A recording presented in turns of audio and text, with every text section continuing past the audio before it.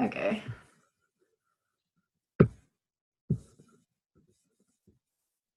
Maybe Christine, just recap very briefly a little, just for the sake of the recording, or Okay.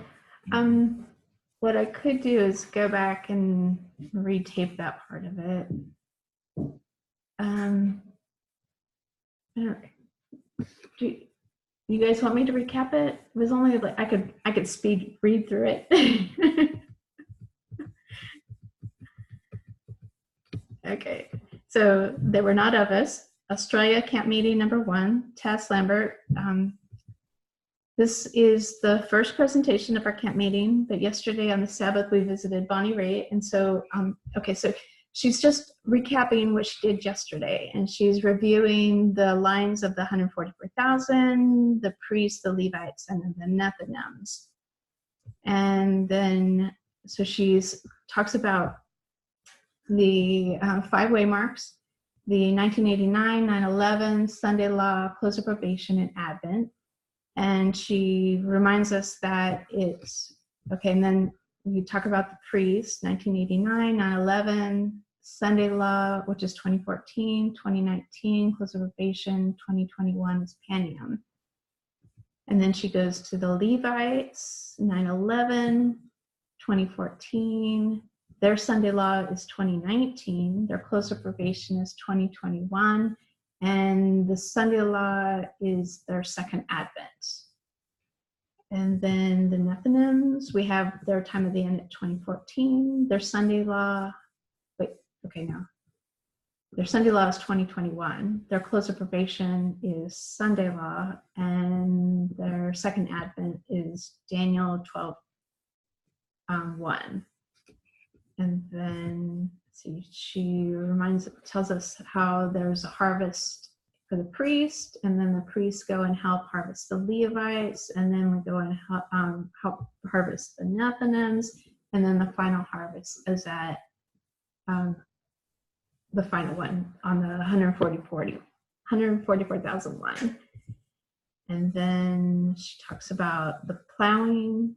Okay, so the 5 waymarks, like a hand, you've got 1, 2, 3, 4, 5 waymarks. You have 4 dispensations, 1, 2, 3, 4, and each one of these is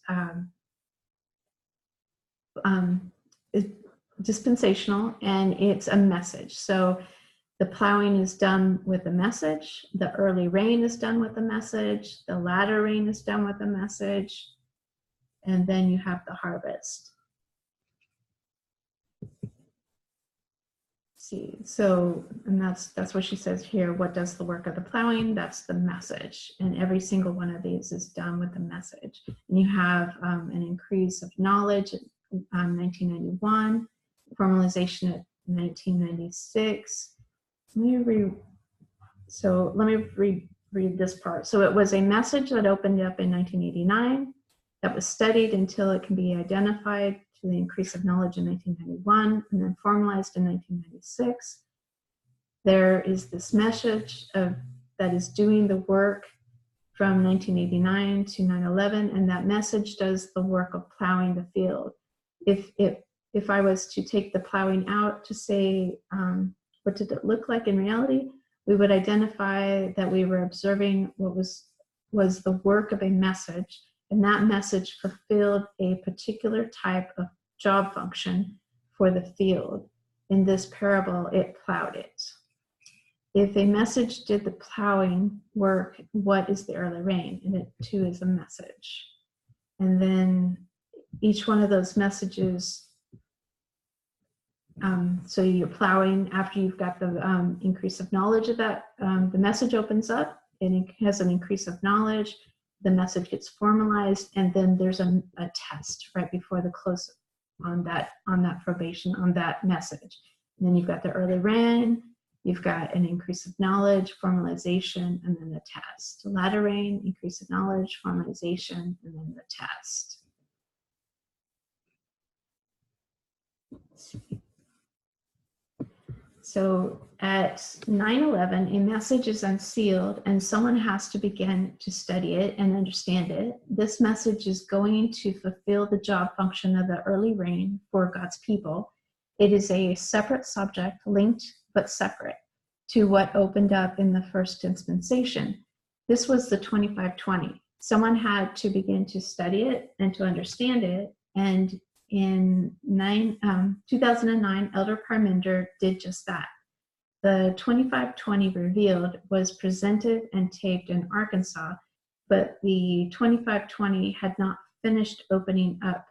In 2012, the 2520 was finally identified as being, whether those words were used or not, the key that unlocks time, and time entered into the movement with a prediction of 2014. And I put the link to that 2520 revealed.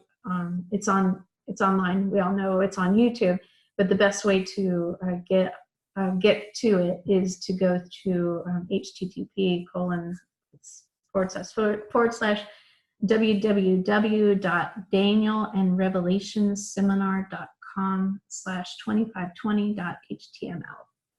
And all the links to all the different, because it's a pretty long presentation. I can't remember how many presentations. I don't know if it's like 11 or 20. I can't remember, but it's pretty extensive, but it's really well done.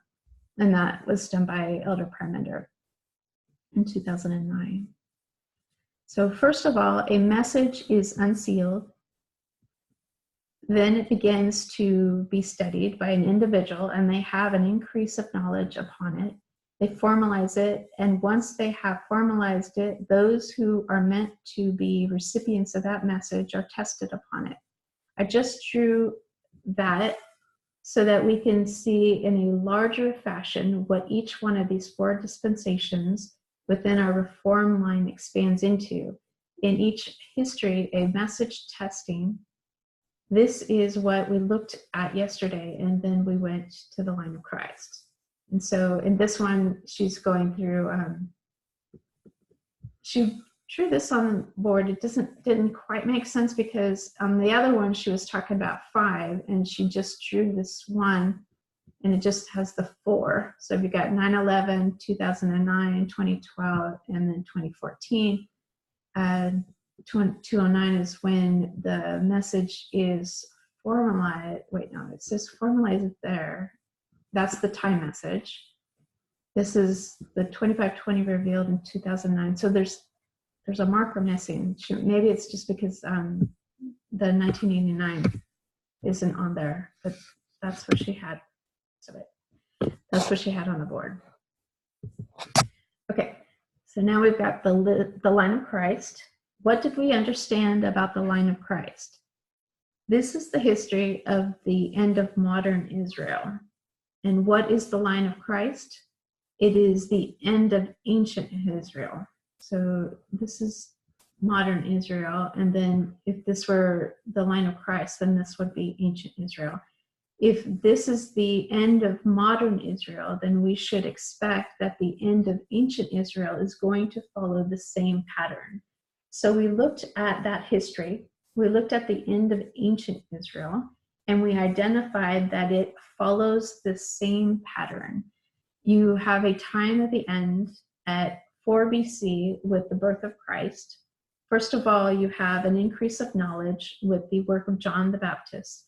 But in the history of John the Baptist and Christ, they are preparing the disciples. So why is Jesus preparing the disciples? He is training them up because he is going to send them back to the church. He sends them back to the church at Pentecost. So where did we place the Sunday law? So this is the Sunday law, midway, right? Midway on the line of the 144,000, the mid finger, right? And then that lines up with the Sunday law with the Levites at the end of their at their close of probation, right at the end of their harvest is the Sunday law, and then the Sunday law for the Nethinims is their harvest. So, and then so who do they go to? Who is their third group? And their third group is the Gentiles. And so the Gentiles are the Nethinims, or the world. And that's at 34 AD, right here, where we call it the Sunday Law. So the Nethinims are the world. At Sunday Law, we go to the world and began to give the loud cry of the third angel. At Sunday Law, we go to the third group, which is the world. At 34 AD, they went to the third group, which was the Gentiles. They did that after the stoning of Stephen, and this marked the end of the 490-year time prophecy, or the 70 weeks. The quote that we read yesterday, the point of it was to identify that at the end of the 490-year time prophecy, the Jewish nation closed their probation.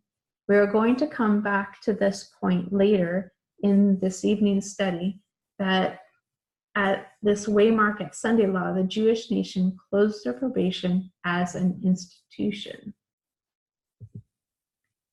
So where are we today? If I was to take the line of the priest, and we are within this third dispensation here, the outpouring of the latter rain, so the third dispensation here is the one between the 2014 and 2019. This is would be the latter rain. Where are we in this dispensation? So we have been through 2014, the Sunday Law. There has been an increase of knowledge at 2016. It was formalized in 2018 in October, and all that takes us up to 2019, a shut door. This is our dispensation, and it is leading us to our close of probation. Where are we on that line? What day is it today? So it is November 3rd, 2019. That's the day of this presentation. So how many days have we got left? It is next. So this close of probation right here, it is next. We are right up against our close of probation. This camp meeting runs until our close of probation. We are right at the door. So go to early writings, to spiritual gifts, to the chapter, The Sins of Babylon. If you guys are interested, you can do that. So if you go to early writings, to spiritual gifts, it's I forget what chapter that is. You guys can see my computer, I think. So early writings, and then you go down to spiritual gifts. Open that up, and it's toward the end. Okay, what am I looking for? The Sins of Babylon. Oh, where'd it go?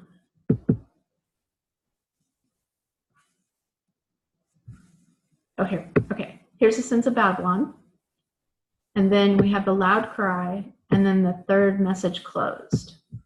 And this is what she's talking about. So we're towards the end of spiritual gifts right there. And how do I close this? So go to the chapter, The Sins of Babylon. We have placed the Sins of Babylon as Sunday Law. So here, that has been done throughout the last few months. The Sins of Babylon, the Sunday Law. So what is the next chapter after that? And we read that it was the loud cry, and then the third message closed. So in the context of spiritual gifts, where do we currently stand? For the line of the priest, and all of us here should be priests, where are we in spiritual gifts? We are between the loud cry and the third message closed. So in fact, we are closer than ever to the closing of that third message. Open that chapter. We're going to read the first paragraph, Early Writings 279.1. The purpose of these reform lines is to locate ourselves in history. So we have gone to spiritual gifts, we are taking it to a reform line, and we are locating ourselves in history. So here, this is that Early Writings 279.1. I was pointed down to the time when the third angel's message was closing. The power of God had rested upon his people. They had accomplished their work and were prepared for the trying hour before them. They had received the latter rain, or refreshing from the presence of the Lord, and the living testimony had been revived. The living testimony had been revived. The last great warning had sounded everywhere, and it had stirred up and enraged the inhabitants of the earth who would not receive the message. So the third message closed. That is the name of this chapter. And she's showing, she shows on the board that this is the third message closed. So she has located this experience on the reform line for us. She says she has pointed down to the time when the third angel's message was closing. The power of God had rested upon his people. They had accomplished their work and were prepared for the trying hour before them. Then, when she is going to review the past experience they had just had, they had received the latter rain and refreshing from the presence of the Lord, and the living testimony had been revived. The last great warning had sounded everywhere. So what is the title of the last great warning? It is the loud cry, or the midnight cry, which is the chapter before the third message close. So you've got the midnight cry here. This was the sins of Babylon. This is the midnight cry here at 2018. And then here is the third message closed at 2019. The last great warning, or the loud cry that she has just discussed, had sounded everywhere. And what has the cry done? It had stirred up and enraged the inhabitants of the earth who would not receive the message. In this chapter, what is she discussing? She is discussing this history here on the line of the Nethinims between the Sunday Law and Daniel 12:1. There is a message that has gone to the Nethinims. It has gone to the world beginning at Sunday Law. Beginning at Sunday Law, it has swelled to the loud cry, the final warning. And what has it done? It has stirred up and enraged the inhabitants of the earth who would not receive the message. So in this history, there is a group of people who are supposed to receive a message. If you receive it, you are prepared for the time of trouble. If you have not received it, what condition are you in? It has stirred up and enraged the inhabitants of the earth who would not receive the message. So in this history, the history of the Nethinims, when the loud cry is given to them, it produces two classes of people. It produces a class of people who are prepared for the time of trouble, and for those who will not accept this message, who are supposed to accept it, but will not accept it. It stirs up and enrages them. So go to the line of the priest. Where are we? We are at the midnight cry.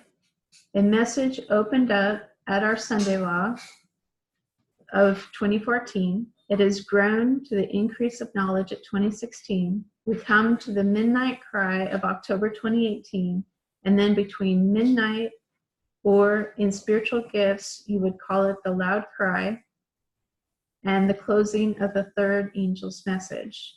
That shut door, this midnight cry message is going to create two classes of people. Where in the line of the priest do you expect to see those two classes of people?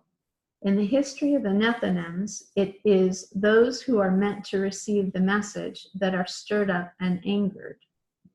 In the line of the priest, who is meant to receive this midnight cry? Is it the wider church that is stirred up and enraged? The wider church was not tested by this midnight cry message. The Nethinims, or the world, were not tested by this midnight cry message. The midnight cry message was designed for those who were supposed to call themselves priests. For those that came into this movement, that came into this message through all this history, they can't come to this point in time, and it is for them that this midnight cry message was sounded. And it created two classes of people. Those who refused to receive the midnight cry message, it has stirred up and enraged them.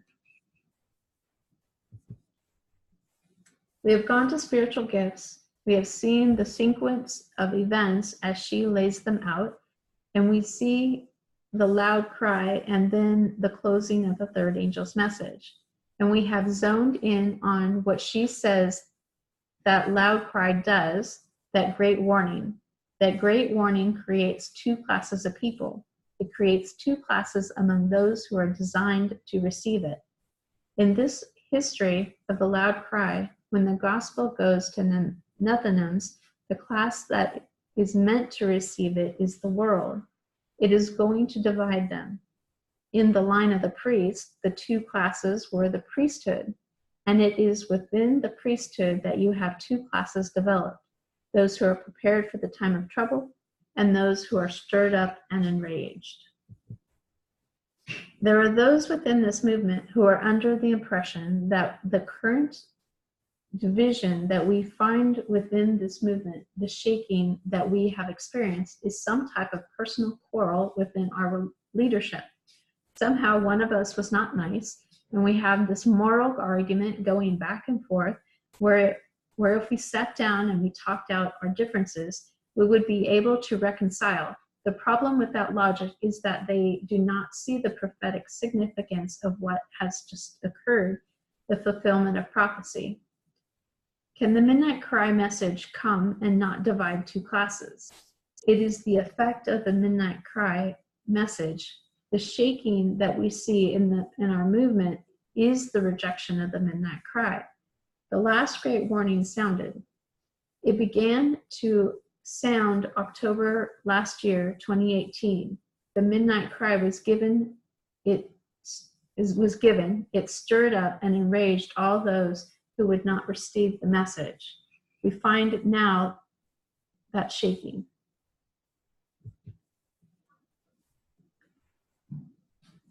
Let's see. Okay, so she basically finishes right here of her review, and now of her review from Bonnie Riggs, and now she's getting into what she's going to present today. And so basically today what she's going to do a review of this message, the history. And she's going to go from part to part of showing how this message developed. So my purpose of the first two presentations together is to give a review of this message, going from where it began and what we learned from it. It will be a broad overview of the development of this message. The first two presentations I want to do at this camp meeting are a review of the midnight cry message, where it began, and step by step how it developed and where it took us over the last 3 years. We identified that repeating pattern, that within one reform line you have 5 key waymarks and 4 dispensations, that in each dispensation there is a message designed to do a specific work. Someone is going to have an increase of knowledge on that message, formalize it, and the people who will be tested upon it. We have gone in previous presentations through the history of 9/11 to 2014 in this dispensation and looked at the 2520. Our main focus in these couple of presentations is this dispensation, the one we are in now of 2014 to 2019. We know that in 2014, a message was unsealed. There is going to be an increase of knowledge and a formalization of the message, and then a test. We know that these 2 waymarks between 2014 and 2019 are 2016 and 2018. We can learn a lot from those dates, from the external and from the happenings internal. Many presentations have been done on the events of 2016 and 2018, but I want to focus in these presentations on what developed internally within our message. In the late 2016, around October, November, I was watching a presentation by someone who has since left the movement. This was someone in Arkansas at the School of the Prophets who was at that point in time one of their teachers. He, at that point in time, was already beginning to fight against the movement, and soon afterwards, he left the movement. In those presentations, I suppose as part of his attempt to be rebellious against the leadership, he began to say that we needed to study for ourselves. We could not follow any type of leadership. We had to study and prove things for ourselves. While that sounds good, the purpose behind him making that point was that he wanted people to really turn against the movement leadership. He wanted to undermine any movement authority. That was his purpose. At that point in time, I did not know his purpose, but as characteristic of those who leave the movement, even the ones who have left in the 3 months prior to now, nothing you said made logical sense. I knew it did not make logical sense, so I soon after stopped listening to his videos. But one point that he did make, that we should study for ourselves, stayed in my mind. That night I looked at eSword. I was not sure how to study for myself, so I went to the search engine and I typed in midnight. Because if you have been watching these presentations over the last few years now, you will understand that midnight has become a significant symbol in the movement. Midnight, the symbol of July 21 from the parable of the 10 virgins, becomes a symbol that you line up with the waymark, also known as Sunday law. So I typed in midnight and I wanted to know where these symbols would take me, and they took me to Acts 27. This was the latter month of 2016, around October and November. It took me to Acts 27:27. I will read that. So Acts 27:27. But when the 14th night was come, as we were driven up and down in, I think that's supposed to be Adramania. Wait, no, that's straight from the Bible, so that must be right. Straight down in Adria. About midnight, the shipmen deemed that they drew near to some country. I searched for midnight, and it came to Acts 27:27, and noted the word midnight. In reading that sentence, other symbols start to become apparent to you. Another symbol you might identify is the 14th night. Now we teach in this movement that midnight, July 21st, in Millerite history. But midnight is also associated with the midnight cry, which also exists at midnight, lining up with Exeter camp meeting. In Exeter, that camp meeting, Samuel Snow arrives on the 14th night. So you start to see that midnight is not the only symbol that you find presented in these verses. Growing up in the church, I had one key problem with the sermons that I heard. They were very repetitive. If you were to go to an Adventist church and ask the preacher to present on Acts 27, you would get a nice story. You would get a moral lesson about what it was like to be in a storm and trust in God, because God will take care of you. And He will not let you get hurt, because He has a purpose for your life. That is the type of sermon you're going to hear in a conference church from Acts 27. The problem that we should all have with that type of sermon is, why does it take that chapter after chapter why does it take chapter after chapter to explain this history, the background, and then the voyage? That could all be said in about 1/20 of the verses, if that is the moral lesson. When you grow up in a church, not just Adventism, when you grow up in a Christianity that tries to tell you God loves you, when He tries to tell you that you are worth something, and you go to the verses, and instead of taking a few verses to say, I love you, you are worth something, even a personal message, Why does God think we need to know that that was the 14th night? Why does it even matter what night it was? Why does it matter if they were on that ship for 3 months before they were shipwrecked, or 2 weeks? It makes absolutely no difference to your life or the moral lesson. Why does it make a difference that it is at midnight compared to 2 a.m.?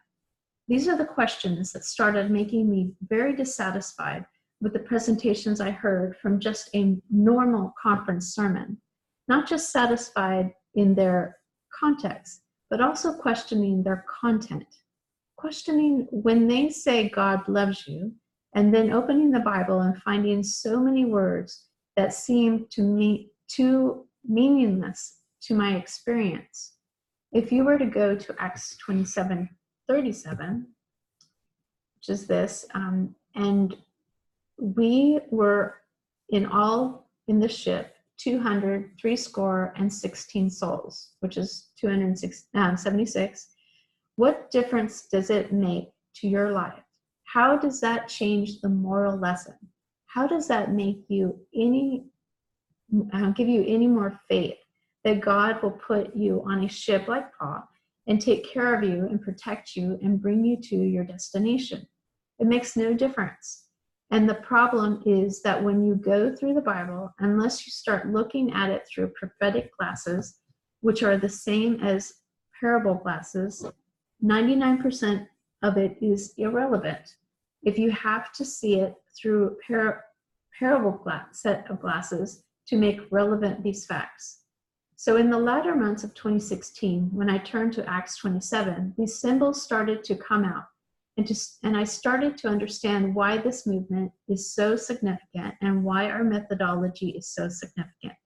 What it can offer us is that nowhere else in the world, nothing else on earth can offer us, it can give us meaning.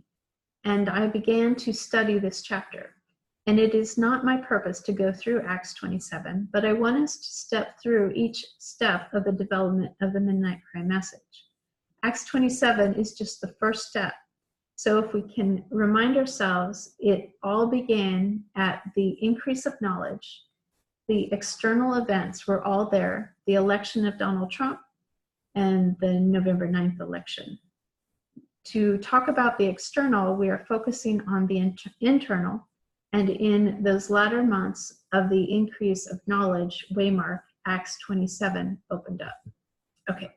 So that's as far as I got in that part of the presentation. So now what we're going to have to do is we're going to go over to this. And this is basically where I transcribed it and I edited it and I just captured the board work. So from here on out, all we've got is the board work that is captured, and it's kind of messy. It works. It's okay. That's all I got. So, okay, so we see Acts 27 as a journey of two ships, the ship of Adramyttium and the ship of Alexandria. Just to give us a brief revision of these lines, the ship of Adramyttium, verses 1 to 5, is that first ship.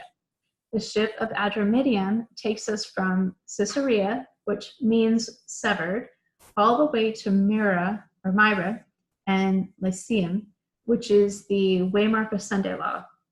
So it takes us from the severing, which we identified as 1989, all the way to Sunday law. It stepped us through 1989 through 9/11, the tarrying time, through the midnight cry of Panium, and through to Sunday law, where that ship comes to its end. Okay, so that's the board work, sorry. Okay, so you've got Adramyttium from 1989 to Sunday law. This is verses 1 through 5. And then you got Alexandria from 1798 to the Sunday law. And that's shipwreck right here. Okay, so what was the theme of that journey?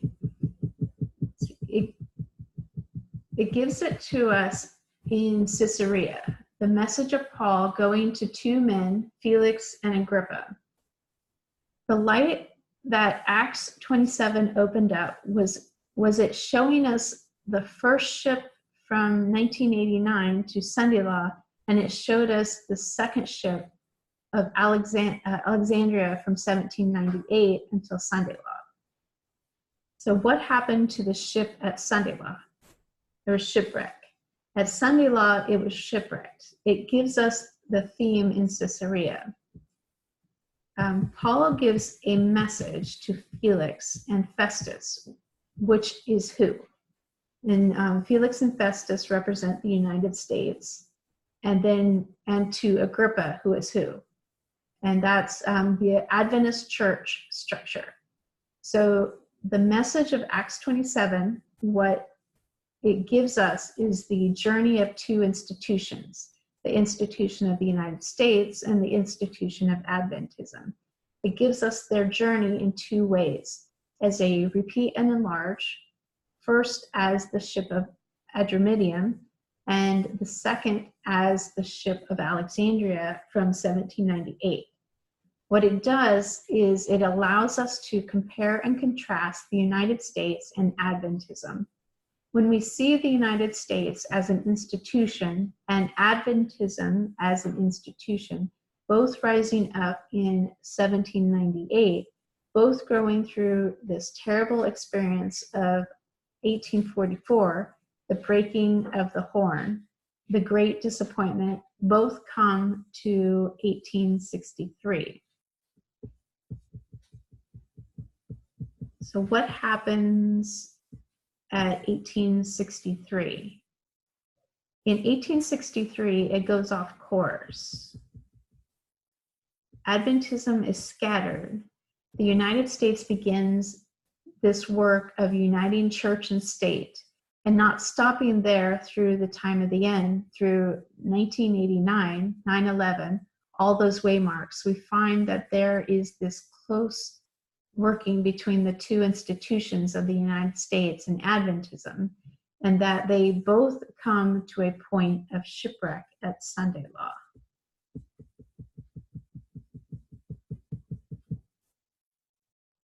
So what Acts 27 gave us was this compare and contrast between the United States and Adventism. And it gave us the line of the institutions. It gave us a line where Raphia was midnight, Panium was the midnight cry, and Sunday Law was the close of probation, or the shut door, or you could call it shipwreck. It is all the same thing. And it showed us that we have a fifth line. We looked at our 4 reform lines at the beginning of this presentation, the 144,000, priests, Levites, and Nethinims. But there is a fifth line, specifically for the institution. The institution, separate from people, it is that understanding of a line of an institution that Acts 27 brought to this movement. It showed us how Panium was the midnight cry that gave the warning of Sunday Law as a shipwreck for Adventism and as a shipwreck for the United States.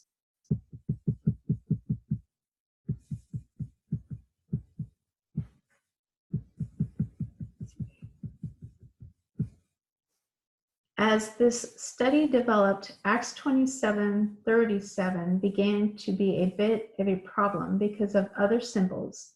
It was clear that they had meaning, even if it took time to understand what that meaning was.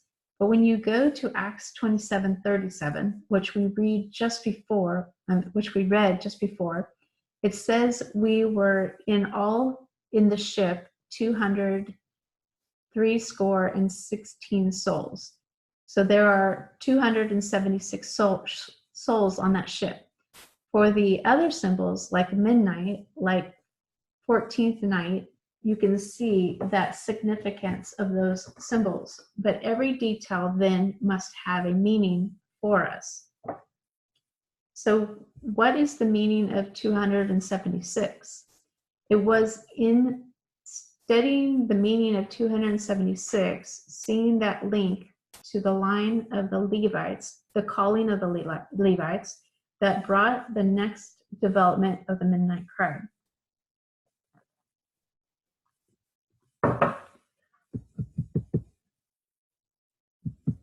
In the next development of this history of Pyrrhus and the Pyrrhic War, that 273 took us to a line in 273 BC that placed us in the history of Pyrrhus and a war between the king of the north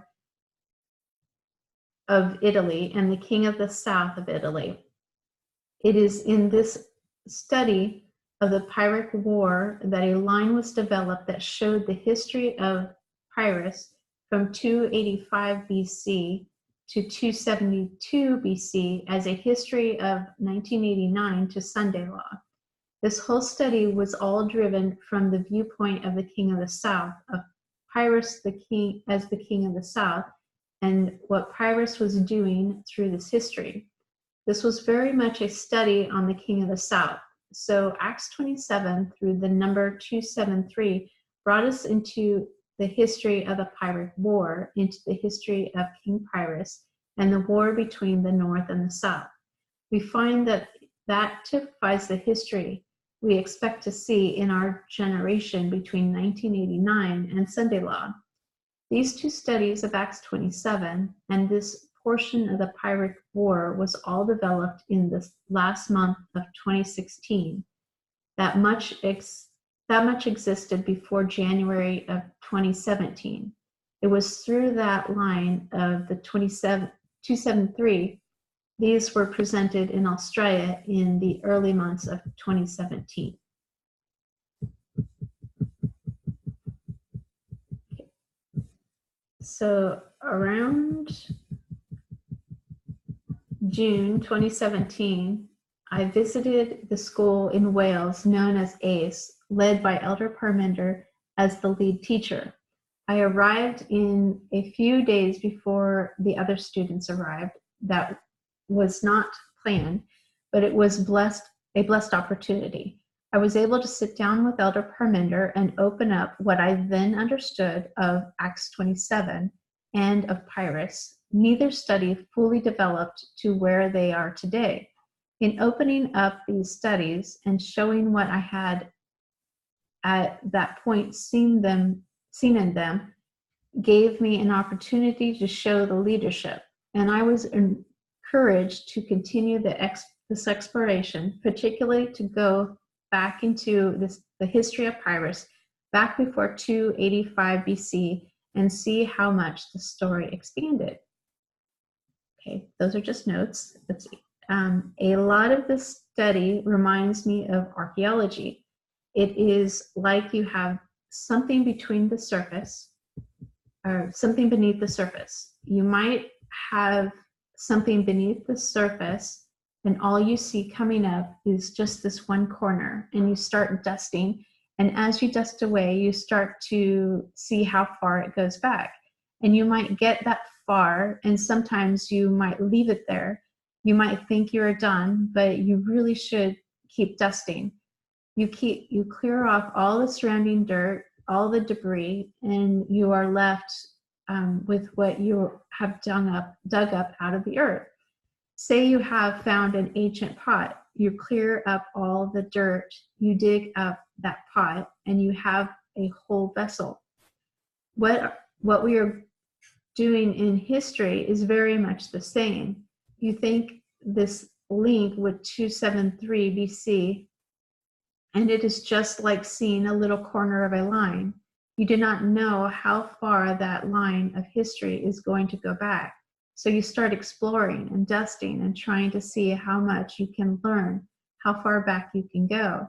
And through that exploration in going back prior to 285 BC, I started to recognize that there was history before then that started to line up with a Cold War.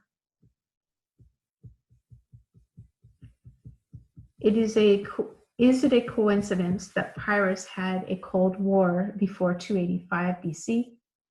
We know that the United States and Russia were in a Cold War before 1989.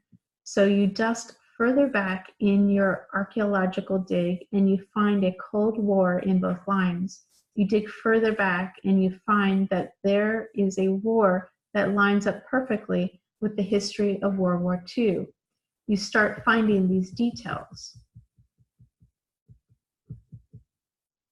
this study into Pyrrhus continued to develop around the middle of 2017, and it developed really into an Alpha and Omega history. There was this history prior to 285 BC where Pyrrhus fought in Macedonia, and then the second history where he fought in Italy. This being the 285. It was recognized that there was an Alpha and Omega. In application, it was recognized that Macedonia lined up with the history of World War II, and Italy lined up with the history, or what we know of as World War III. So this is Italy lining up with World War III, Macedonia lining up with World War II. The Alpha and then the Omega. At this point, around the middle of 2017, it became recognized that we were starting to have a proper prophetic understanding of World War II. Now we are going to be able to start working off a triple application of prophecy. We know that World War I plus World War I plus World War II must equal World War III. But what this movement did not have was a prophetic understanding of World War I and World War II. This is what begins to open up in the middle of 2017. To give added weight to that link between the history of World War II and our own, a further study was developed that identified a pattern of leadership between the kings of Epirus, the native country of Pyrrhus, and the leadership of Russia. It was recognized that this pattern identified Pyrrhus as being an accurate representation of Vladimir Putin. It also linked Putin back to Stalin. This study of the leadership of the King of the South gave a strong witness for the lining up of Pyrrhus with Vladimir Putin and Vladimir Putin with the history of Stalin. It is linking that 273 history of Pyrrhus with their own, but it is also giving us added evidence that the history of World War II must be able to be brought into our own to explain World War III. So in this board work, she's showing how Pyrrhus is lining up with Putin, and Putin goes back to Stalin.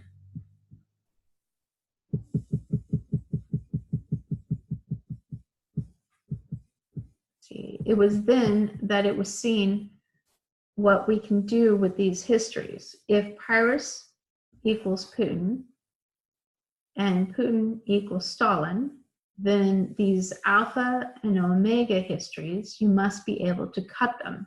So cutting them between here and there.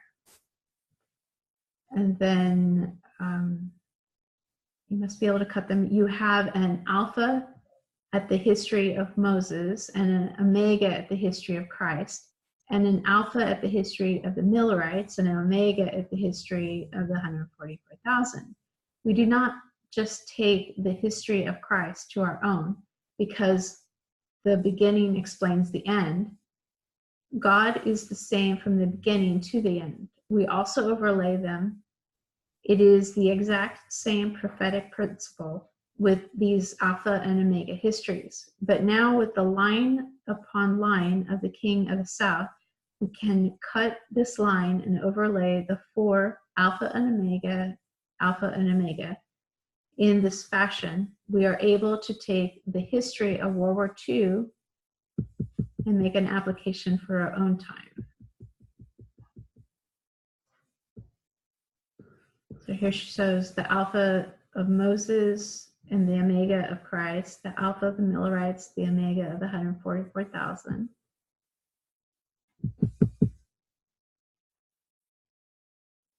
And then this is where she cuts the line, and then she writes them. So this is Macedonia, the Alpha, and then you have the Omega, which is Italy, the Alpha, which is World War II, and the Omega, which is World War III. Between the ending of the School of Ace around August 2017 and prior to my attendance at the School of the Prophets school in Arkansas, about 6 weeks later, was when November 9th became a subject that could not be avoided. In those final months around September 2017, it became harder and harder to avoid the subject of November 9th. But it was in those final months of 2017 that November 9th already was working its way into the Midnight Cry message in a way that was not planned or intentional, but instead was unavoidable. My mother attended the school in Arkansas with me, and I made a specific request. I asked her to not tell them the date of my birthday, November 9th. I did not want them to know the date of my birthday because before ever attending the school in 2017, I already knew it was a prophetic waymark that would test this movement. I did not want my own date of birth to interfere with that message. That attempt at secrecy failed quickly. But I wanted to make the point of that attempt to identify strongly that before that first visit in 2017, November 9th had already worked its way into the Midnight Cry message. It just needed to be developed and understood. So that's just a picture of all the board work she had there. And this is her summary of the presentation for today. We began in Acts 27 in 2016 at Increase of Knowledge. It developed into the Pyrrhic War that same year. The following year, the Pyrrhic War continued to expand until it gave us the history of World War II and the beginning of a triple application of prophecy. World War I plus World War II equaling World War III. We were able to cut the line and make that direct application. Then in that same history, November 9 began to open up, November 9 began to work its way into that message. What we will also begin to discuss in tomorrow's presentation, what began to work its way into the Midnight Cry message, was the history of the counterfeit.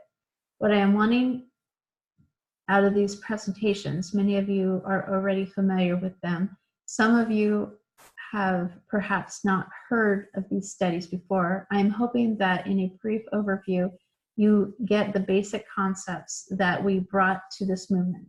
I'm hoping that they give some clarity, not to the work of an individual, but how God has led this movement in this dispensation from 2014, and have confidence in what God has led this movement from 2014. And then she has her prayer, and that was the presentation.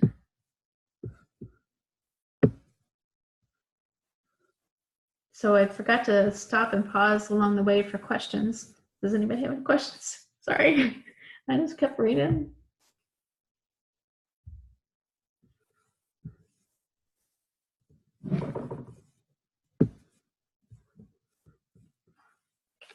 And there's silence. Yeah, that's okay.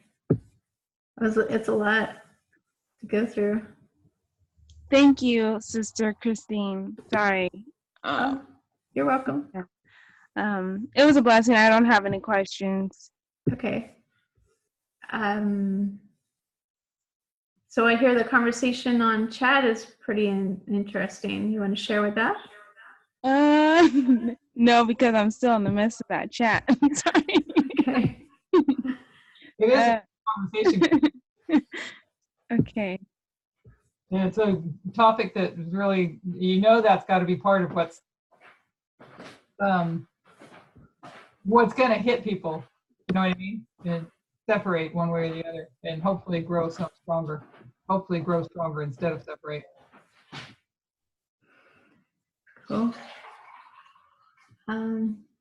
That's all I've got. Does anybody else have anything they want to share? We're done early, aren't we? Yeah. I don't have anything because I'm still working on tomorrow. Tomorrow's presentation. Well, I have tomorrow's presentation ready, but just getting everything printed and all that. Right. Anybody else? Anybody want to break open and work on some parables? Yes, please. Yes, please. Tomorrow afternoon, I don't want to break into what I'm working on for tomorrow, but tomorrow afternoon we're going to work on.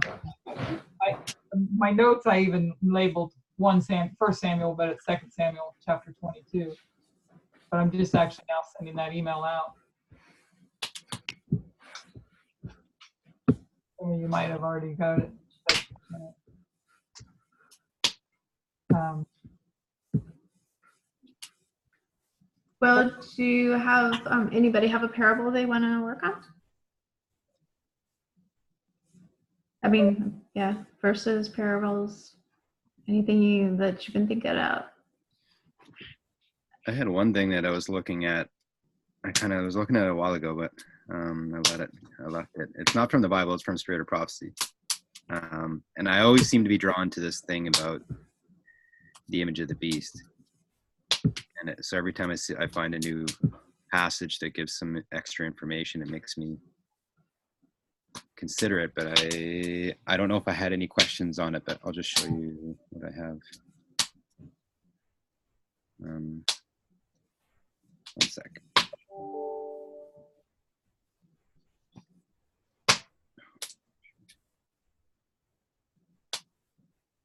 Okay, so it's this passage here. I'll just read it. It says, I saw that the two-horned beast had a dragon mouth, and that his power was in his head, and that the decree would go out of his mouth. Then I saw the mother of harlots, that the mother was not the daughters, but separate and distinct from them. She has had her day, and it is past, and her daughters, Protestant sects, were next to come on the stage and act out the same mind that the mother had when she persecuted the saints. Oh, my internet is saying unstable. I saw that as the mother has been declining in power, the daughters had been growing, and soon they will exercise the power once manifested by the mother. So that's a couple things that I think we all knew, but did I cut out? Just for that last after the comma, and soon they will exercise the power once manifested by the mother. You can't hear me? I think you might. Yes, we can hear you now. Oh, okay. You just cut out for that brief. Yeah, so I was looking at this, and when I first was reading it, I was seeing not new information really. I mean, there is and there isn't, but just confirmation. Like it's just surprising when we read something like this that we didn't see it before, that there was this distinction between the mother and the daughters, and that one was going to have their time and the other was going to have their time. Yeah. As I look at it, I can see that there's actually like quite a few parables in there. There are a lot of comparisons between the two, but there's different descriptions and information. And so I don't know if I was more prepared, then I would have the questions that I wanted to ask. But so we have the two-horned beast that had a dragon mouth, and his power was in his head, and that the decree would go forth out of his mouth. what does it mean? I'm going to ask a question. Yep. What does it mean that his power was in his head? So what's the two-horned beast? What is a two-horned beast? So what is the two-horned beast? You got it there pretty much. Yeah, the United States, or would you say these two things? Like these are the two. Well, that's like breaking it down, I think, but to what it is, but it is the United States. The two-horned beast is the United States, but it's made up of those two horns. But what then? So then, what is the power? That his power was in his head. What's the head? I think I was having that question too. So if you have an answer, I'd rather. Well, I think the head is the king. The king. You got the kingdom, and then you have the king. Yeah, that's what I was thinking. So that would be the president. And think about how he is, how he's behaving, and people are becoming very powerful with his fear tactics and causing people to be scared and do what he says. Actually, while you go on, I'll try to find, because I know I just read a passage in my here. I might have highlighted it. So you go on and I'll see if I can find it. Okay. He gets people into fear to where they do what he does. Yeah, here it is actually. Is talking about how he is with Congress. Somebody was asking him about needing help. Let's see. A leader of a national security agency asked the president for support in convincing Congress to pass an upcoming defense bill. Anyway, so he's wanting Trump to support him to help get this bill passed. He says, "Don't worry about Congress," the president said. "Just do what you need to do." The official explained that it isn't like that. The law needed to pass so certain defense restrictions could be lifted. Until then, the agency wouldn't be able to do its job to protect the American people. That's why they needed Trump to champion passage of the bill. And Trump said, no, it doesn't matter. You have my permission to do whatever you want to do, okay? Just forget about them. So, Wait, who is he saying that to? it just says that it's a national security agency. Oh. So then he goes on, this is the part that I wanted to get to. I just want to give you the context of what it says. So the president hasn't tried to hide the fact that he actively shuns Congress's crucial human resources role. The Constitution requires the president to nominate the government's senior-most leaders and to appoint them to their positions only with the advice and consent of the Senate. Trump prefers to keep unnominated and unconfirmed individuals in key posts, as noted earlier by his own admission, because he talks about it earlier in the book.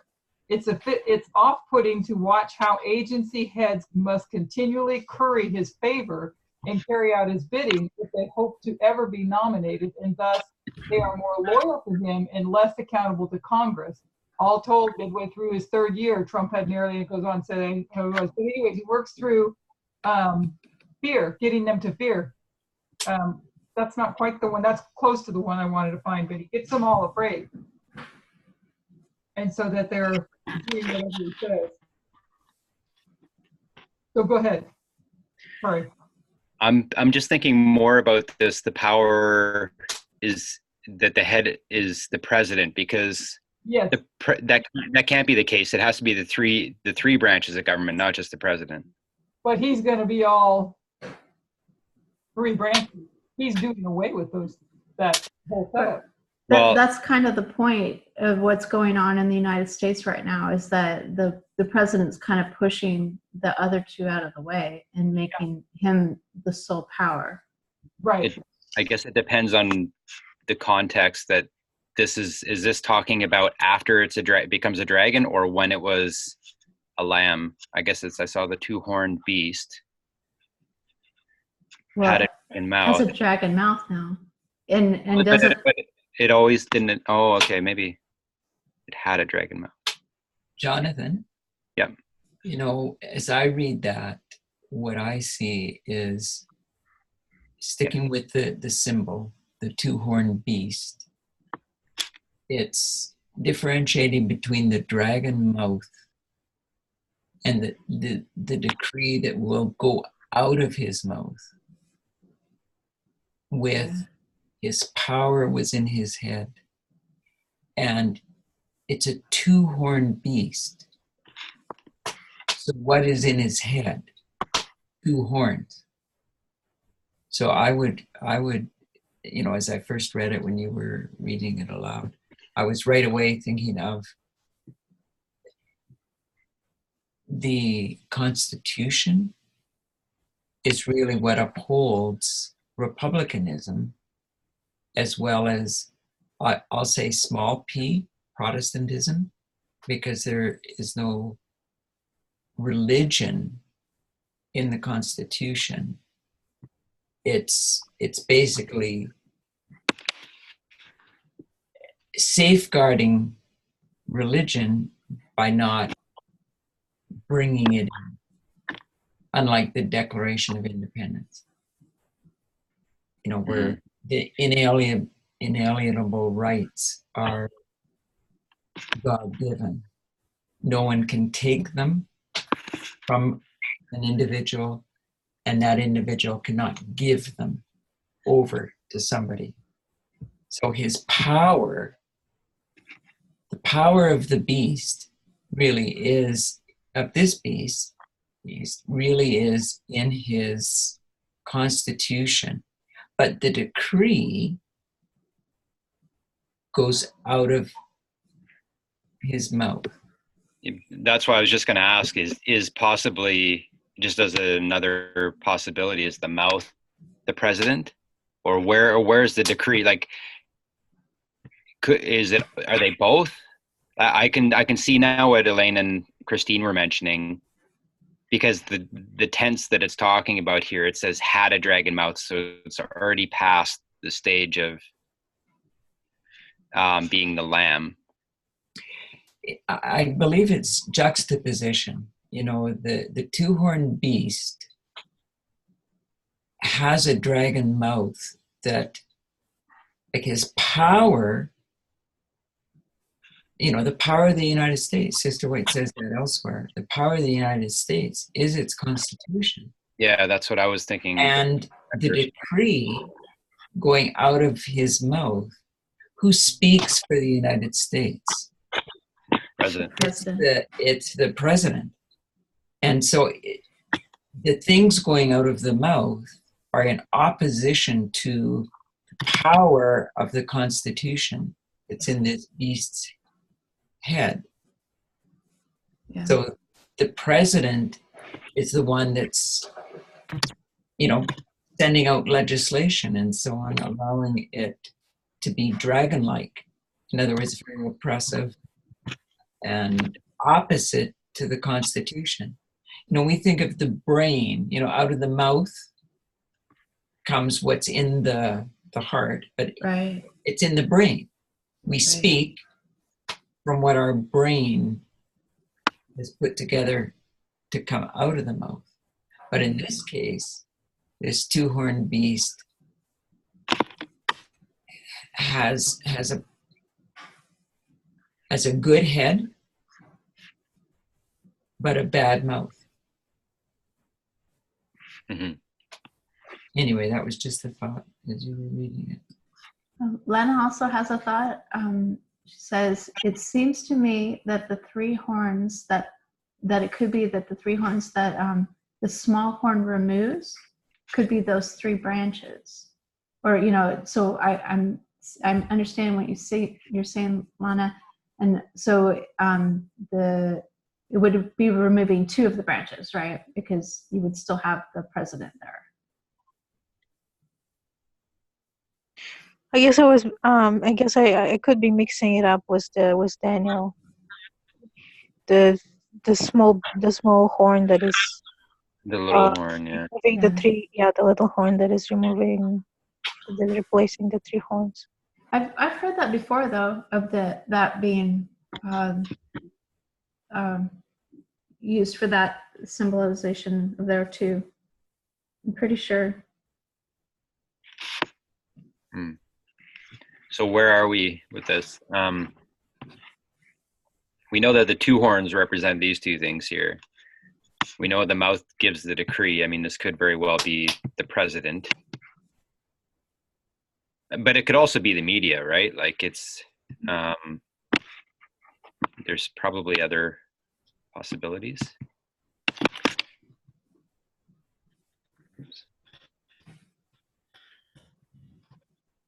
Well, we do have the two streams of information, right? Yeah, that's what I was kind of thinking. But when it calls for that decree, that can only you're right. Yeah, from somebody in the head of, you know, it has to be like some sort of law or order. But how does it say it? The decree, it just says the decree would come out of his mouth. Correct. So that leads me. Go ahead. Yeah, go ahead. Oh, so that leads me to believe that it would have to be somebody in power, like a president. Mm-hmm. But that's just my Well, thought. decrees always highlight a legislative branch. They're laws that are made. Decrees are, so it would be the legislative branch. I think when we're looking at this whole thing, we see a head, right? Like everything is a part of the head. Everything is coming from the head. The two horns come from the head. The mouth is on the head. The power is in the head. The decree comes out of the mouth of the head. So what unites all these things together? What, that, I don't know if I'm looking at it the right way or not. Like, I don't know if I'm really looking at it right at all. Maybe let's go to the next section of that passage and see if we get any additional information. Jonathan, just before you read it, his power was in his head. You think of a two-horned beast. I mean, right there's a bison symbolized, obviously. And an animal that has horns, generally those horns are his power, because he'll use the horns in battle against another of his own type. A male fighting with a male in rutting season or mating season, or so. To me, I think it's still just staying true to the imagery of a two-horned beast and contrasting the power of that beast is the horns, but something lacking power comes out of his mouth. The decree would go out of his mouth. So it's almost like putting a separation between wherein his power lies in the two horns and what comes out of his mouth, because he speaks, it's a dragon mouth. So it's in opposition to, it's a contrast with the horns wherein lie his power. So the power, there's a couple of different things that we had. We had Constitution. We had the two horns,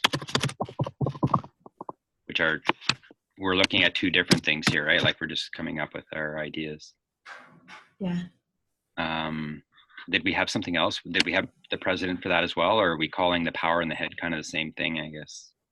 The president is the head. Well, the real power being the Constitution is the three different branches of the government that gives the checks and balances, that prevents a monarchy or oligarchy, however you say that. Okay, so if we're saying the power, I've always thought that the power of the United States was the Constitution and the three branches of government. Nancy Pelosi actually mentioned that a couple of times in that interview she did with Stephen, the late night guy, I can't remember, Colbert. And I've heard it said in other places too, because you have the three co-equal branches of government that keep each other in check, but you also have a constitution that keeps all of them in check. Right? So right. You need to have both. Yes. The two horns, I don't know if I would leave that out because they are the two horns, but it is an interesting thought to say that the power of the beast, the power of it was in his head. And this is ultimately what made the United States the glorious land, wasn't it? So now the two horns are part of the beast, and the two horns are Protestantism and Republicanism. So I don't know, when it comes to the power, I don't know, it's okay if it's separate, right? I don't know. Yeah, that's what I'm wondering. Okay. Well, and that's like, even as you've got it illustrated, Jonathan, the two horns are separated by the head. And good job. That's wherein the power lies. Is that there's a horn on either side, the head can be used as a weapon. Yeah. If that's the case, I would say this doesn't belong there then, because the president doesn't separate the church from the state. Constitution does. But in the Bible, the head is both the kingdom and the king, The king. right? And although we don't have a king, we have a president. You sure? But well, I mean, up until 2017, we had three branches of government. Now we just have a dictator. We can see that the two-horned beast's power is in his head. Two-horned beast has a dragon mouth. But isn't that, Jonathan, like what you were just saying? The fact that it isn't a king,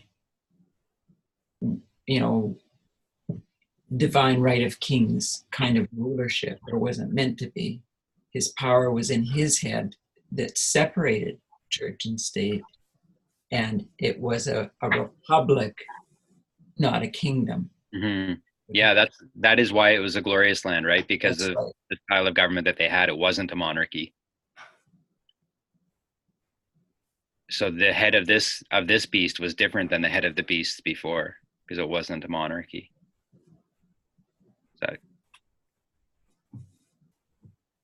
Is that right? Or Well, the power, I'm just thinking through too, because I'm not following completely along, because I've just finished up getting ready for tomorrow. The power, these are all the options. yeah.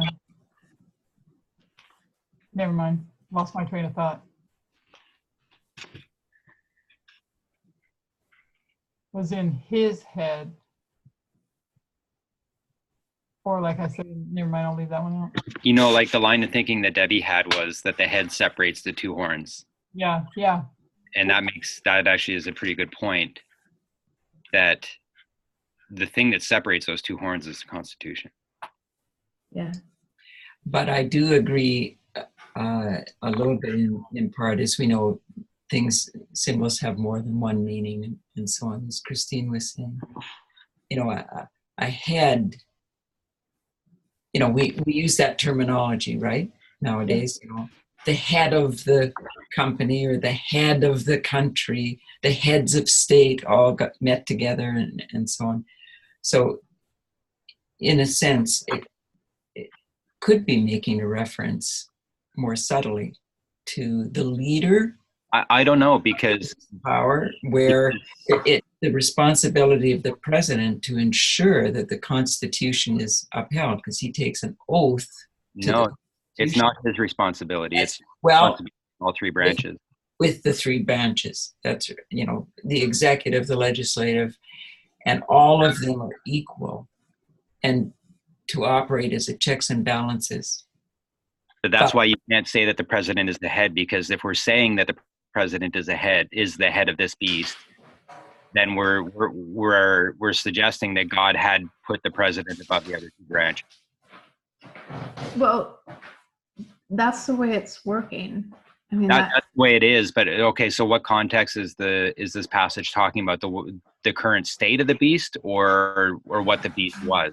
Well, I was kind of looking at it as I don't know if it's right or not, but because we know that on the bigger picture, we see a bigger picture, and it might just represent the presidency. You know what I mean?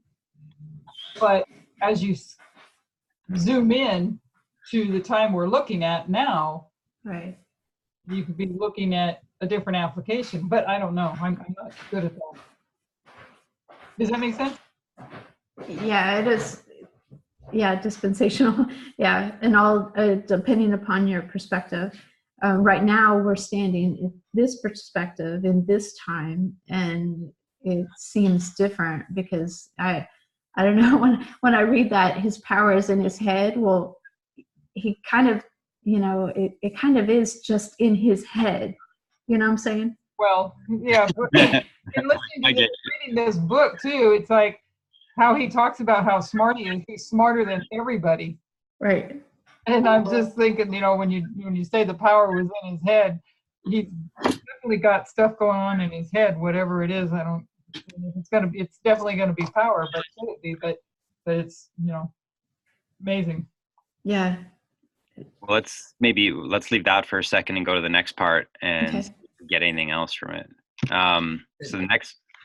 Sorry, Jonathan, just before you left that one slide, the one other thought again, I just wanted to emphasize, it came back a bit more. It is to me like there is a contrasting of the fact that the two-horned beast has his power in his head. And in opposition to that, a decree comes out of his mouth. So the implication is that it's that makes it weak, like his power is in his head, but the decree comes out of his mouth. So in other words, he's fighting with his mouth as opposed to using his head. That's an interesting thought. Maybe you guys already said this before, but the power, you're talking about the power being the Constitution, right? But at some point, the power transitions from the Constitution to the king. I don't know. Or into law. Yeah, because yeah. You know what I think I'm gonna try and do here. And if I think a lot of us are paying attention to what's going on, but he's talking about the Senate trial and saying that he can do whatever he wants.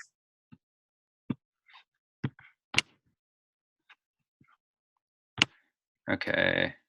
I'm gonna try something here. I think we should make two versions of the head.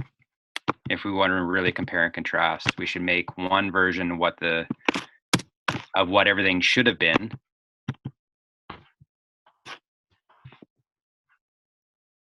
and then one version of what it is in the end. Show the transition.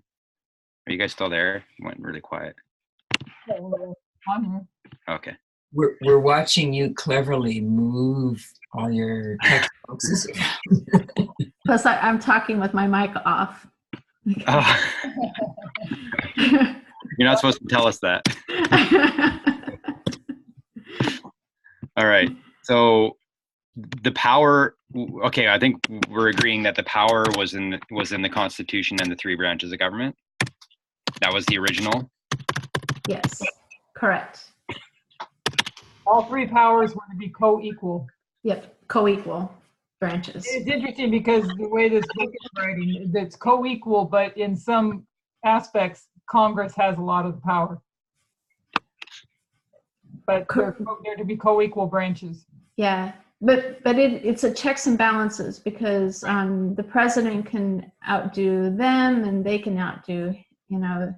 It's like all for in the judicial with the judicial, they can vote things. It really is co-equal in the way it's balanced, although they have different responsibilities. I don't know, as I was reading this, like it's pretty amazing what they set up. It is, Christine. I mean, the people are really who's represented in the Congress, Right. and the House of Representatives, and that's it. It's government. We the people. It's government by the people, and therefore to bring the people right up on a par with the legislative, the lawmaking part, as well as the executive part, if you like, ruling part, technically voted in, but That's smart because the power is in the people. You're right. You're right. Okay, so we'll keep that in mind because now the power is no longer in the people. The power is in the monarchy. It's a monarchy again. So it is in the president. Is it not? Yes. Like when it's in its dragon phase. So this would be the lamb and this would be the dragon. But then that leaves the question, what is the head? Is it the same thing? Here's one of It's the things I was looking for. It says that Donald Trump's attacks on the executive branch and the judicial branch leave one other institution to check his power: the United States Congress. The authorities of the legislative branch are enumerated in the Constitution in Article 1 before all others. So they're listed first. It says the ordering was intentional. The founders believed Congress was the closest to the people.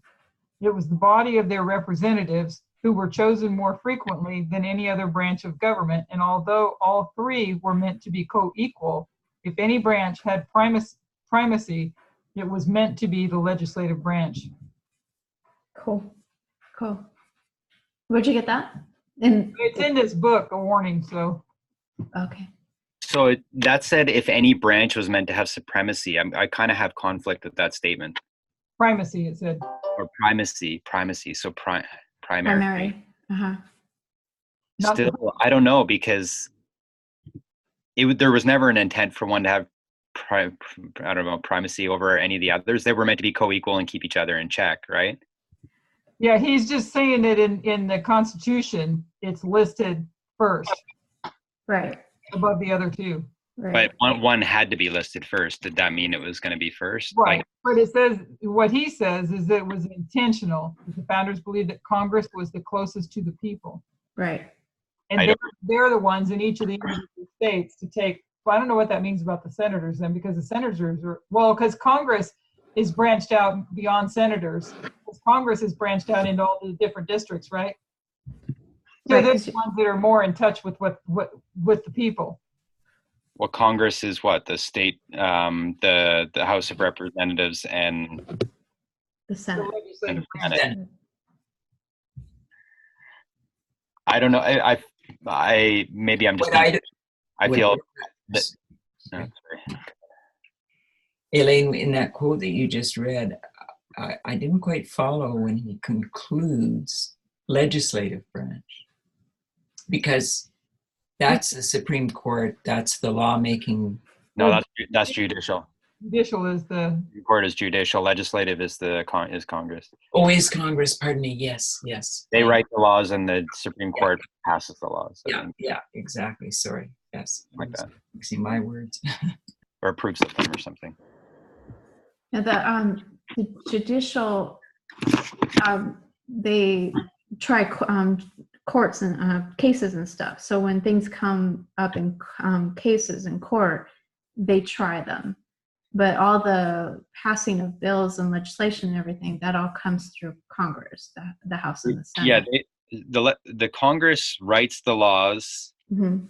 and they pass the laws. But then, from what I understand, I've heard this before, is that the Supreme Court has to determine whether these laws that they're passing are still constitutional. So they have to go through I could be wrong. I don't know the process, but someone told me this before, that Congress writes the laws and passes the laws, but it still has to go past the Supreme Court in order to find out whether they're constitutional. I don't know whether that's true or not. The Supreme Court enacts the laws, like with Supreme Court is the top court. They're not taking just your That's every case, right? They're not just, they only take I think a dozen cases a year or something. Correct. And they're not like, I don't know. I don't want to pretend like I know, so I'm just going to quietly. No, but that's why we're discussing it all so that we can learn. Right. Yeah. Okay, so we have these two versions. The original one, we know that somewhere in the power is, if not all three of these things, it's I think it's all three. Probably. But we'll just leave it as that, because that's what the glorious land was supposed to look like. As far as, the two horns were the same. The mouth, I don't know if we know who the mouth is. Who is the mouth in the pure state, I guess? Like, who speaks for the country would be the president, is one example, I guess. I believe that to be true. Yeah. the other option we had was the media, but I don't think the media, back in 1774 had as much influence as they do now. In your second model, it's almost as if, it wouldn't fit with the symbol of a head, but it's almost as if the mouth is above or in front of the two horns, like a dragon mouth. Isn't it? And whatever way the line did finish, mentioning the mouth a second time. Isn't it that, is it on the left side you're trying to do what it is and then what it's to be? Is that what you're? Because in the mouth does speak forth the laws, and the laws do come from, well, it's from these three co-equal branches. So they speak through the legislative power or through the co-equal branches. But they're not going to be speaking through the co-equal branches. They're going to be speaking through the dictator. And again, to contrast the creatures, a dragon is famous for its mouth, right? Fire-breathing dragons, in mythology, and et cetera, as opposed to, a lamb or a sheep or a bison or whatever. It is their horns that it is their power, in a sense. You think of a bighorn sheep or something that. Okay, so according to our current understanding from the studies that we've been going through, I think we can say one or the other, power or head. If they're not the same thing, then we know that at least one of them is going to be the president, who is going to be more as a king, I guess, right? Correct. Yes. The two horns remain the same, except they're no longer divided, right? Correct. And the mouth is speaking like the dragon. So it's a big mouth. It's a big mouth. Yeah, that too. But Jonathan, it has to incorporate, like in the Bible, speaking always symbolizes lawmaking. And therefore, and so does a decree. That's a law. So a mouth speaking laws, but in a dragon-like way, has to, be highlighted somehow. A decree is a law. A mouth speaks, and it represents the making of laws by a. Okay, we have to compare and contrast. So if we're going to say in the lamb, it's making law, are we saying in the lamb that the mouth is making laws? Because we'd also have to I have a thought. say the same thing. So under the Constitution, laws are created to enforce equality and civility, peace, and such like that. Whereas it seems to me as a dragon, a monarchy, a terrible one, the decree or the laws are going to be not for the people, not for unity, but for selfishness, for suppression. Oppression, yes, oppressive. So I see that under the dragon, the laws, the decrees would be for oppression, whereas under the lamb, they would be for equality, for unity. Liberty, thank you.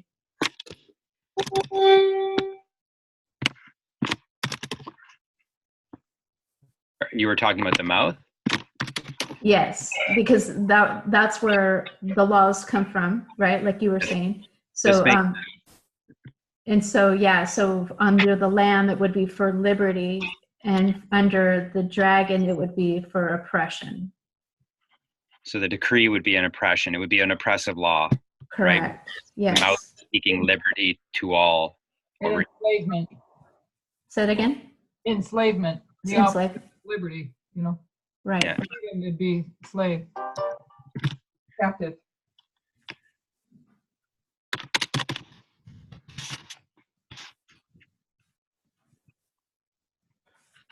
Um, oops.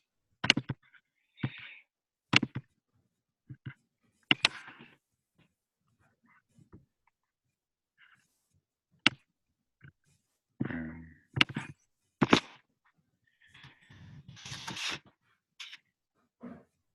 Freedom. Yeah, freedom. Liberty. I'd take the liberty out from under mouth, Jonathan, and put law again, but then the decree is equality, freedom, and liberty. Yeah. Well, the reason why I had it there was because the mouth over here is speaking laws, and over here it's speaking liberty, and the liberty that we have. Well, I guess liberty and equality is very similar, isn't it? And freedom.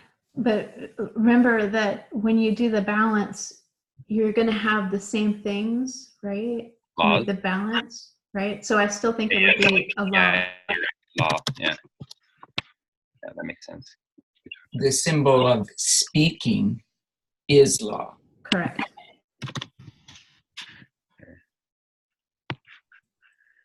So, And so the difference is going to be what comes out of those laws. Amen. okay, so we're doing pretty good. Yeah. We can come up with a head, and I don't know that we're necessarily using it in the methodology impeccably, but I think we're definitely referring to it, and we're looking at the two. It was a great idea to put them side by side to do a compare and contrast. Good idea. So I'm still conflicted between the power and the head, but maybe we need to go back and look at that little passage again. I saw that the two-horned beast had a dragon mouth, and that his power was in his head, and that the decree would go out of his mouth. So we had power was in his head. Maybe I'm separating it, and it doesn't need to be separated. Power is in the head.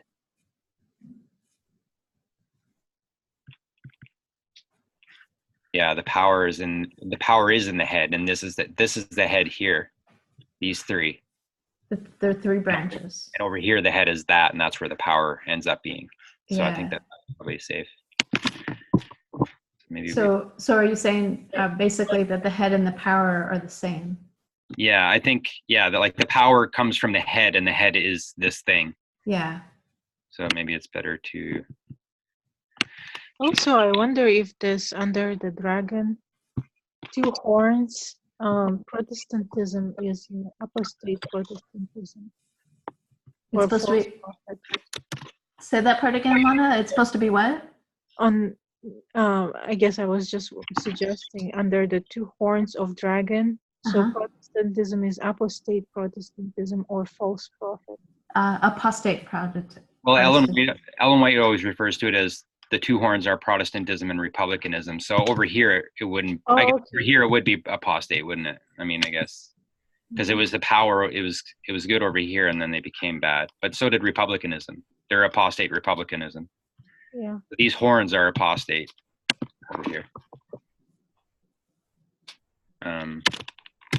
They're not the same as they were in the lamb form. Right. Jonathan, when you're able, could you just go back to the first slide with the whole passage for us just to review it?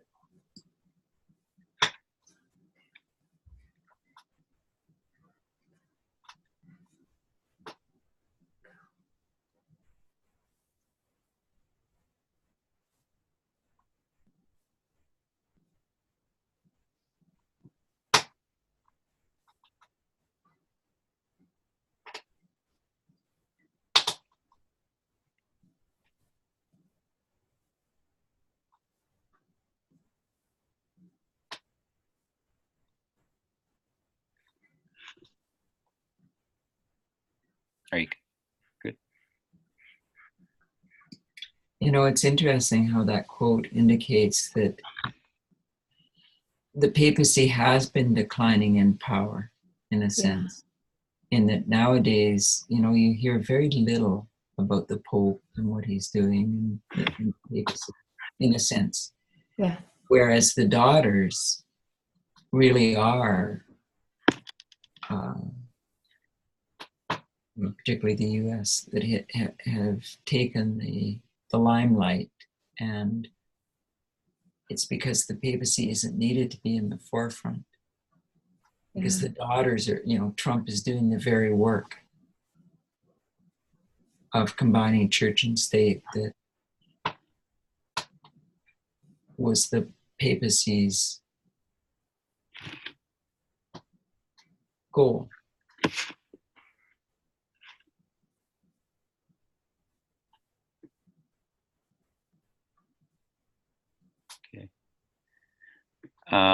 So the second part that I was looking at was the middle part of the passage, and it says, "Then I saw the mother of harlots, that the mother was not the daughters, but separate and distinct from them. She has had her day, and it is past. And her daughters, the Protestant sects, were next to come on the stage and act out the same mind that the mother had when she persecuted the saints." This is something that Adventism is, I don't even know how we've missed it, because we all did.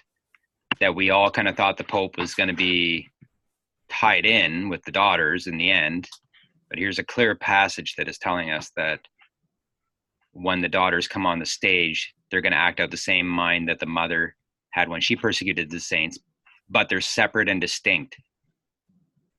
And the mother is not the daughters. She had her day, and it is past. Yeah, that line looks correct. Yeah. So, yeah, if I have all the times right, I guess Second Advent, the apostate daughters would go right up to. Yeah. And I'm not denying the papacy in the future, because I still have trouble leaving it out, because I think we'll see. But it definitely says in that quote that the mother had her day. Yeah, had her day and is past. Just with the studies that Tess is saying, with the Pope being the last Pope, maybe sometimes I'm hearing things that aren't there. Like they're going through a change in their own church as well. Correct. It seems like they're on the right side of the issues, like I just can't believe that my brain is now operating in that direction. So Right? But it makes sense. It makes such good sense. So anyway, yeah, I have the mother over here, the first beast, and I've given it the time period from 538 to 1798. And that was when the separate and distinct happened, because the first one died. And this is when the second one rose up in the glorious land and would run straight through to the second advent. So we have the first and the second beast. From above, it says, has had her day and it is past. And then it says that this one is next to come on the stage. So I figured that was a clear kind of example of what was being said there, but I don't know if anyone has anything else. No, I don't. Sister Lana is just pointing out that Nancy Pelosi is Catholic. I was here. I remember her mentioning that one of her interviews, and I was just, because I've been probably promoting Nancy Pelosi a little bit on Facebook, and I'm thinking, man, someone's going to bring this up. Like, someone's going to say, no, she's a Catholic, and then da-na-na, the bad news. That's funny. Yeah. And it's like, because that's the mentality that we always had as nominal Adventists. We had this great controversy perspective. And so it's hard to... Go ahead. Hey, I was just saying that, to the point that the Catholics are, the decline of the influence of the Catholics. Not to say the decline of the influence, but it's on the foreground is the Protestants, and on the background is the Catholics. Meaning that even the Catholics get it right. You know what I mean? Yes, I do. Well, we're going to be accused of supporting the wrong side. Yeah. Yeah, that's what I'm saying. That yeah. Isn't there a quote that says there will be more Catholics in heaven than Seventh-day Adventists or something like that? Or is that just something we've always said? I don't know. I I don't think Ellen White would have said that. Maybe No, not. I think she does say something along those lines, but I can't remember where. Actually, no. Yeah, you're right. That is now that I think about it. I'll look for it later. But you know, I had a question to yours a while back that I had messaged you, or you had a question for me, and then I didn't have an answer, and later I was thinking about something along those lines. I can't remember what it was, but I kept getting stuck on where it between the Midnight Cry and the Sunday Law, where Rome comes on the scene. We went through all these studies and we see where Rome comes on the stage. And so I kept still seeing that as Rome or the papacy still going to come in and be on the scene. And I think you were trying to point it out to what I wasn't getting, is that it's not Rome that comes on the scene. It's not Rome that sends ambassadors to Egypt and Egypt that sends ambassadors to Rome. You're looking at the United States and the UN, I think, in those passages. Yeah. Somebody else already sees that, and I'm like slow to the story. So that's the United States or UN, I don't know which one it is. I don't have it in front of me. Egypt sends ambassadors to Rome first, right? Then Rome sends ambassadors to Egypt. Yeah, Egypt was the world, and the United Nations represents the world. Right. So They're sending ambassadors to the United States. yeah, and then the United States sends ambassadors to, and then comes the flood. And so here's the flood. We've always thought the flood was the papacy, but the flood is going to be what the United States is going to do all over the world.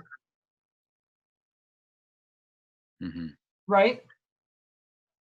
I'd have to see the passage again. Yeah. What was it from again?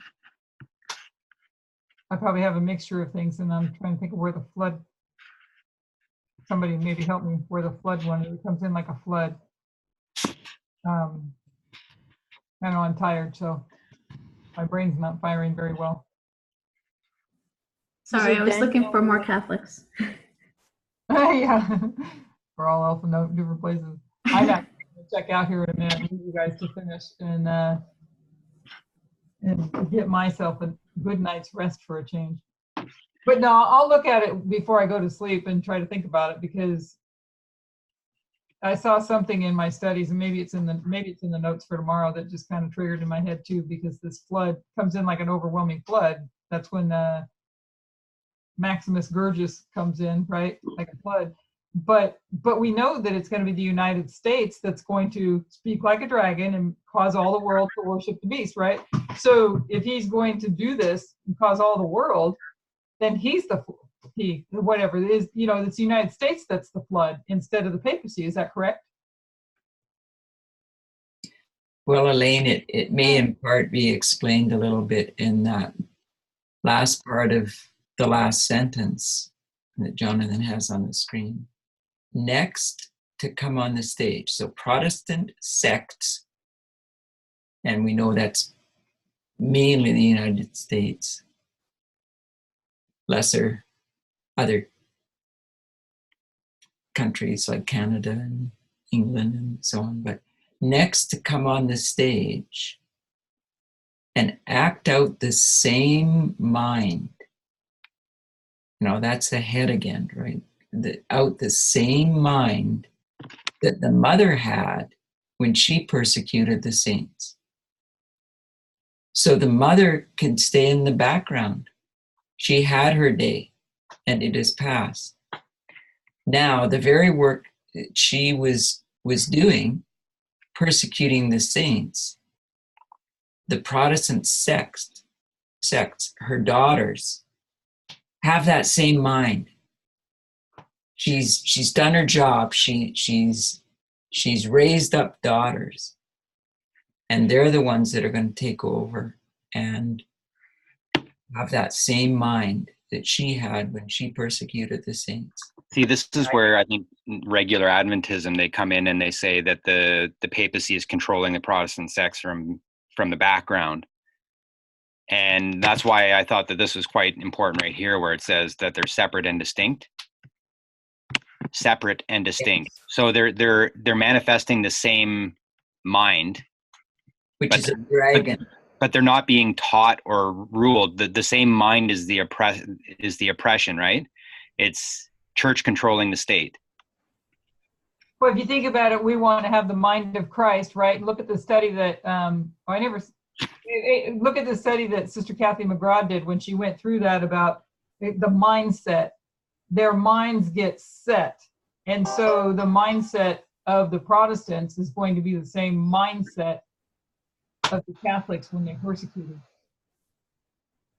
And you know, E.A. Sutherland in Living Fountains or Broken Cisterns, his book, that's one of the huge themes that he brings out. The papacy is in all of us, because what it is it's a mindset. It's a, if we want to be in control, if we're in favor of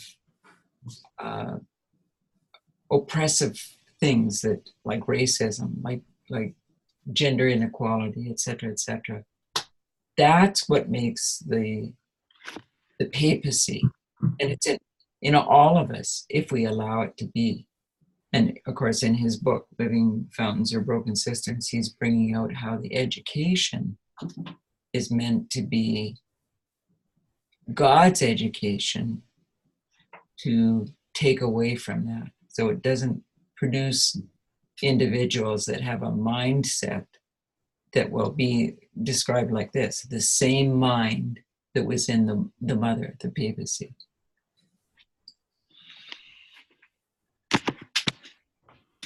Okay. A bunch of stuff in the chat there. Oh, Elaine's gone. Okay. What time is it? 8:37. Okay. Well, there's just the last part of the verse. I guess we can just, it's only a little bit.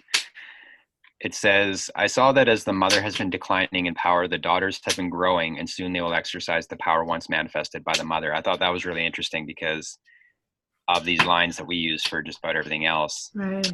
that we kind of see the same thing happening. Exactly. With the sixth and seventh kingdom. Yeah. Yeah. And Adventism. Yep. So yeah, you could take what was the sixth kingdom was Rome, the state, Mm-hmm. and the seventh, or sorry, is that right? No, the fifth. Fifth was Rome, the state, transitioning to the sixth, and then you had I don't know if it's a fair comparison because you have Thyatira, and then, but I don't know if you can really say it that way. The sixth and the seventh, or fifth and sixth churches. But anyways, yeah, you do see a decline, as it says. There's a decline. Saw that the mother has been declining in power, and the daughters have been growing, and soon they will exercise the power once manifested by the mother. And that's where the Jonathan happened. Want to put up this is the alpha. Would you want to put up an omega of our day? Exactly the same, but the different dates, but with the same. And that would be where it perhaps does go from the US to the UN. And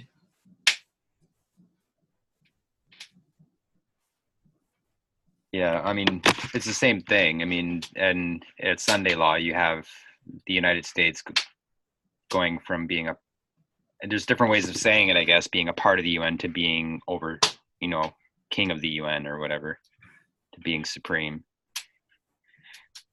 But that's with the state, with the church. I mean, you wouldn't really I wouldn't say it's an alpha and omega. You wouldn't take Adventism and this movement and do this, I don't think, would you? Is that what you're kind of saying? Because 1989 would be I don't know if it's the same. no, I'm just meaning maybe I'm not using the right terminology. 538 to 1798-99, the Pope received his deadly wound. But how is it manifesting in our day?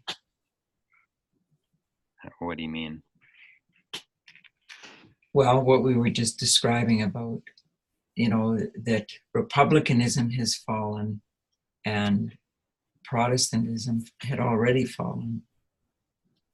And so the US is on decline, but at the same time, well, I'm trying to think back to the one chart that Sister Tess had. I guess it was Adventism in the USA? Where there was one on the increase and one on the decline. It wasn't Advent, because she did the same model for Adventism. But I'm thinking at the end, like when the sixth beast changes to the seventh. Or is it actually the seventh to the eighth, really? Because it's eighth is of the seventh. I'm just looking at this and I don't know if this is absolutely correct anyways. If anyone has any issues with something, they see something that's wrong, please say so. Because I'm looking at this and I'm thinking at 1798, the daughters don't really come into power here, do they? I mean, Adventism starts here.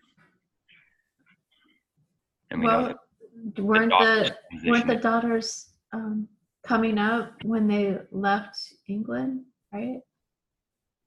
I mean, the Protestants they've been coming up since rising since the 1529 with the princes, right? Yeah, I was going to put that date in, but then it would have kind of looked weird. So I don't know if this is actually accurate because obviously the daughters weren't there in 538 because they came as a result of the protest, which was way up here somewhere. Like actually way over here, so probably. But that's it. 1529, protest of the princes. 1624, the Mayflower, landing in the New World, and then raising up a republic, no king, no pope. So that, in a sense, that was the daughters rising up. Correct. Towards, the founding of the United States, as well as the founding of. It just would have looked something like this. William Miller. What I mean? Yeah. It's not really the same thing. I don't know. Well, I think the mother would have been declining at that same rate where the daughters start coming up. That's where the mother would have started declining. Oh, yeah. So actually, yeah, this would be 1520. Is it 1529? Is that Luther? I think that's, right? 1529 is when the princes protested. Protest of the princes, yeah.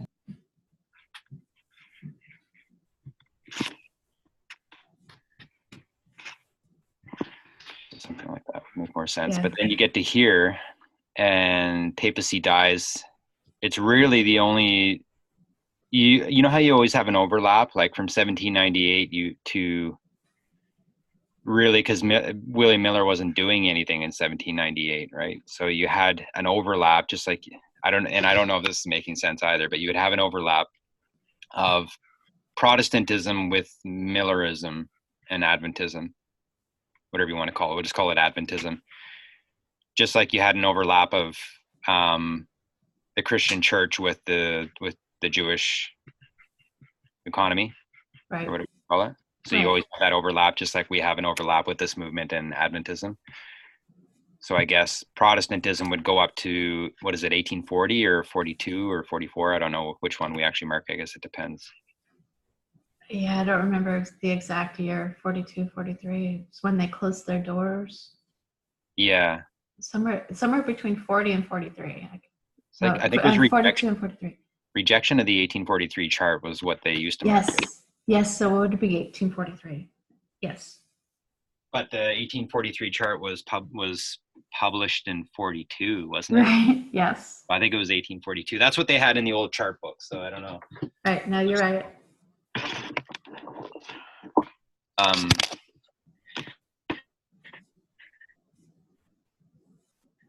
Yeah, just that passage for me it seemed like it was kind of riddled with a lot of information. That was really interesting because there was a lot of comparing.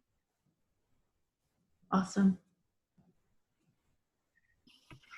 So other than that, I just kind of had all these different comparisons that I kind of found in there. So the two-horned beast with the dragon, the two horns and the mouth, Protestantism, Republicanism, church and state, the mother and the daughters, and I don't know if that makes any sense, but the decline and the increase.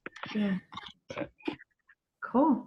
Jonathan, if I can ask to send it to to us, Yeah, I'll send that to Elaine. And, make it available. okay. Yeah. Thank you. Great. These are so great. Nice slides. Hey, go back to slide number 2.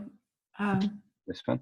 Yeah. So when you were doing this, if you can, I wasn't the only one that saw this, but we didn't want to interrupt. But if you look at it, this, the 2 horns, the words, right? Just focus out and look at the words without reading them. It actually has the face. Yeah, that was. Did It you see was that? kind of I saw that accidental. too. It was Yeah. accidental because I found the reason why that happened was because I found an image of a horn, and I'm just, I get more caught up in making things look, trying to look nice. So I'm But like if you- spending less time on the study than I am actually on drawing. I used to doodle a lot in school, so you can understand. But I didn't intend on it, but I put the 2 horns because I wanted to get one for each Republican and Protestantism. Mhm. And then I was reading along and I found the mouth and I put it underneath there and then I saw it and I was just like, oh, that's kind of funny. It kind of looks like the face of the buffalo. It really does. I mean, you could put an outline of a buffalo head right there, and have it was really. I think 2 other people saw it earlier. It was Yeah, fun. I think Marioni was mentioning it, and I think I'd asked if you saw the head, but I kind of highlighted everything, and then I didn't mean that. I meant like just the all of these things included make up the head, but then when I had it all highlighted, I saw it, and then she was that's what I was meaning, I think. But Okay. So there were more than just okay. Cool. So yeah. and everyone else probably saw that too. It wasn't. Yeah, it was pretty cool. Cool. All right. Well, thank you for sharing that with us. I think we learned some more stuff tonight, especially on the line, the slide 3, where you did where you lined up the lamb and the dragon. That really helped a lot. So thank you Yeah. for that. Well, it's good to work with it on you guys because we definitely get a lot more out of it, don't we? Yeah, I agree. Yeah. When I'm sitting here trying to figure things out on my own, I almost don't even want to bother. I just don't have anything to bounce your ideas off of, and then start. Right. That's the whole point. Is like, because if you can't bounce your ideas off, they're just swimming around in your head, and you're like not sure. Yeah. Am I thinking straight? But like you said, when we bounce them off each other, then we can keep each other straight. So yeah, that was a great idea. Cool. So, does anybody have any questions, statements? Cool.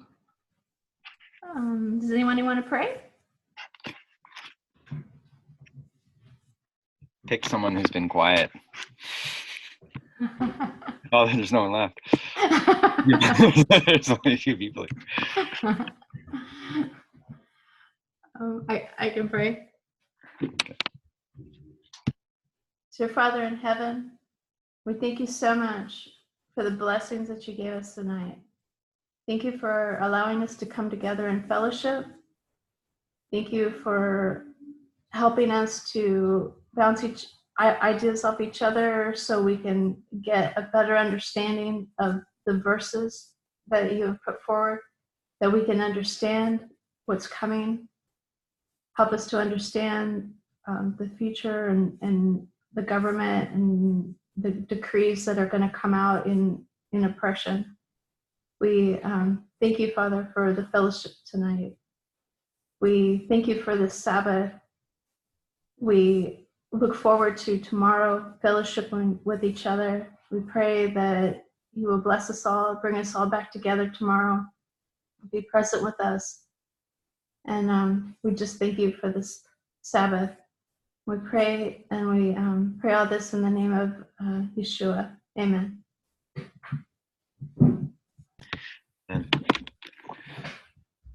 Okay. Well, thanks for your study, Christine. You guys have a great night. We'll hopefully see you tomorrow. God bless everyone. God bless. everybody.